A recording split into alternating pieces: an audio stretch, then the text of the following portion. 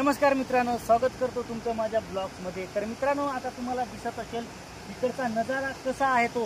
तर मित्रांनो, आज 15 मे आहे। तुम्हाला मागच्या ब्लॉग्समध्ये पण सांगितलं होतं। तर मित्रांनो, 10 दिवस असे झालेत की पाण्याची एकदम बरसात चालू होती। पण मित्रांनो, काल खूप म्हणजे खूप वादळ झाली, वीज झाली आणि खूप काही नुकसान लोकांच्या झाल्यात आणि खूप काही अशी ढगफुटी होऊन भरपूर असा पाऊस पडला।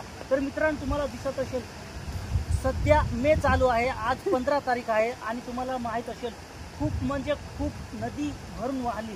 मित्रांनो, तुम्हाला दिसत असेल, तुम्ही खाली पाहू शकता, एकदम दुथडी भरून रात्री नदी वाहून गेली। आता खूप म्हणजे खूप कमी प्रमाण झालं। पण मित्रांनो, तुम्हाला माहीत असेल, जर मे महिना चालू आहे, एवढा ऊन कडकडीत चालतो आणि तुम्हाला दिसत असेल एवढे उन्हामध्ये तरी पाऊस किती पडला आणि किती नदी जी आहे ती दोन्ही बाजूनी वाहत गेली।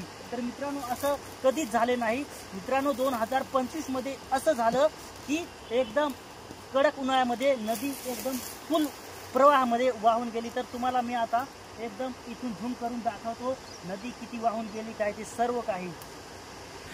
तर मित्रांनो, तुम्हाला झाडावरून नदीचा नजारा कसा दिसतो ते तुम्हाला दिसत असेल। मित्रांनो, एकदम हे झाडाची जी फांदी आहे ती आड येते, त्याच्यामुळे तुम्हाला चांगलं दिसत नसेल। पण तुम्हाला मी जसं होईल, जसं चांगलं दावता येईल त्या पद्धतीने तुम्हाला मी दाखवण्याचा प्रयत्न करतो।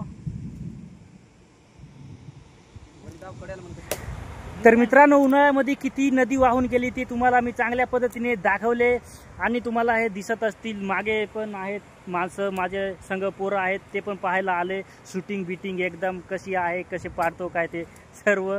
तर मित्रांनो, आजच्या ब्लॉग्समध्ये एवढंच दाखवतो आणि जास्त काही न दाखवता तुम्हाला जी नदी उन्हाळ्यामध्ये वाहून आली ती दाखवली आहे आणि उद्याच्या ब्लॉग्समध्ये तुम्हाला नवीन काही पाहायला मिळेल। तर मित्रांनो, आजच्या ब्लॉग्समध्ये एवढंच दाखवतो आणि तर मित्रांनो, आजच्या ब्लॉग्समध्ये एवढंच। जय हिंद, वंदे मातरम।